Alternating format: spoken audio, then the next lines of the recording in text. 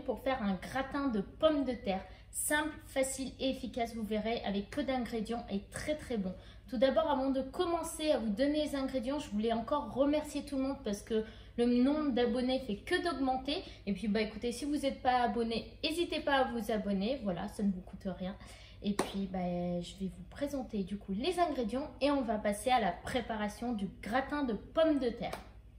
Alors du coup, il vous faudra un petit peu de beurre pour beurrer votre moule, sel, poivre pour l'assaisonnement. Ingrédient principal, les pommes de terre, vous en prenez 1 kg non épluché. Ici, je les ai épluchées, mais c'est 1 kg non épluché. L'ingrédient vraiment qui fait toute la différence dans cette cuisine, c'est la crème. Ici, j'ai pris la crème Elevir, donc crème légère fluide de Normandie. On va en utiliser environ 500 ml. Et prenez vraiment celle-ci, elle fait vraiment toute la différence. Voilà.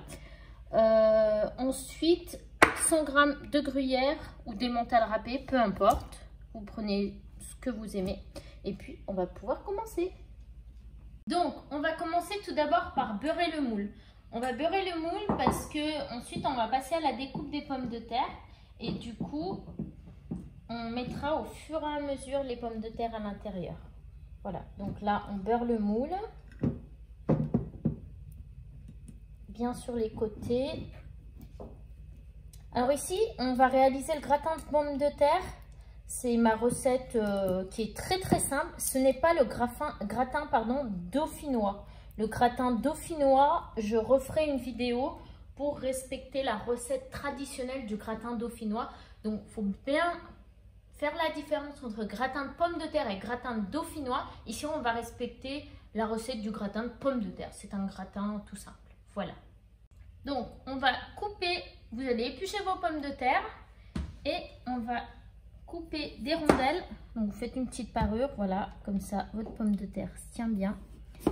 Et on coupe des lamelles. Faites attention de ne pas vous couper des doigts. Pas très fin, pas très épais. Je vais vous montrer. Cette épaisseur suffira. Voilà. Et là, on va tout de suite venir déposer dans notre plat.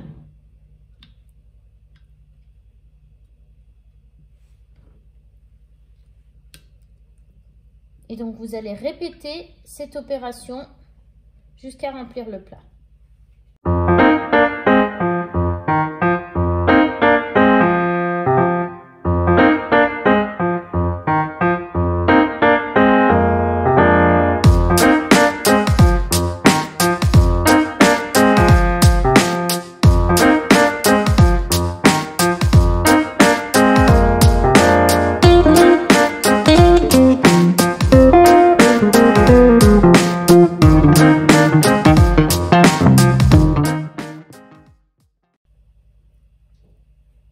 Et voilà, nous avons fini avec les pommes de terre.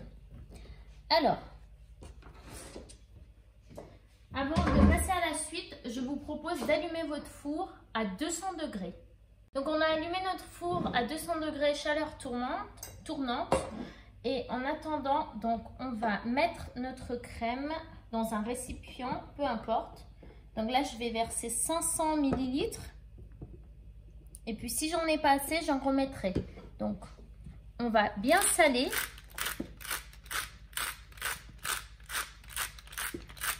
Il faut vraiment bien saler parce qu'en fait, vos pommes de terre vont absorber la crème. On va poivrer. On va mélanger avec une cuillère.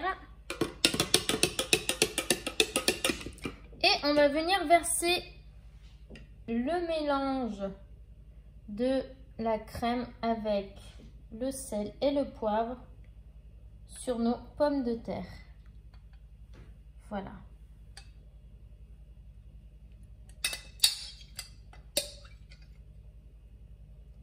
Donc là, ce que je vais faire, c'est que je vais tapoter un petit peu pour que ça s'éparpille dans le plat. Voilà. Et il faut bien que la crème couvre les pommes de terre. Donc là, je peux voir qu'il y a encore de la marge. Donc, je vais rajouter un petit peu de crème. Allez, je rajoute encore 200 ml. On sale. On poivre. On mélange. Et on vient ajouter sur la préparation.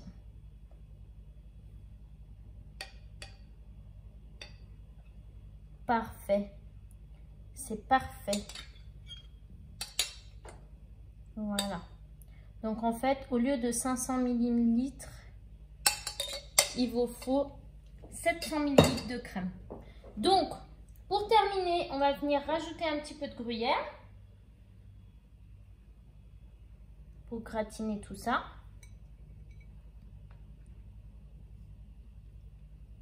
Et puis, on va pouvoir enfourner notre plat pour minimum 30 minutes. À voir, au bout de 30 minutes, vous sortirez le plat, piquez avec un couteau, voir si les pommes de terre sont bien cuites.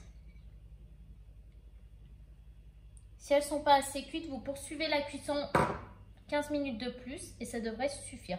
Voilà, donc allez, je me lave les mains et on va enfourner le plat. Allez, c'est parti, on va enfourner notre plat, comme j'ai dit, à 200 degrés pour environ 30 à 45 minutes. Et voilà les amis, on a terminé la cuisson du gratin de pommes de terre. Donc comme vous pouvez voir, le gruyère a bien gratiné au-dessus. Donc pour le gruyère, vous pouvez ou mettre tout de suite comme moi je l'ai fait et enfourner et laisser cuire. Ou bien vous pouvez enfourner le plat sans le gruyère et ensuite à la fin de cuisson ajouter le gruyère pour gratiner. À vous de voir comme vous le souhaitez. Voilà, donc là on a fait un petit plat pour on va dire 4 portions. Voilà, 4 jolies portions.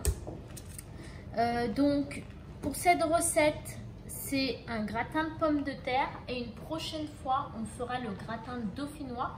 Donc la recette originale du gratin dauphinois qui est presque la même avec des étapes différentes. Il y aura un petit peu d'ail, les pommes de terre ne cuisent pas directement au four comme ça. Enfin, vous verrez dans la prochaine recette.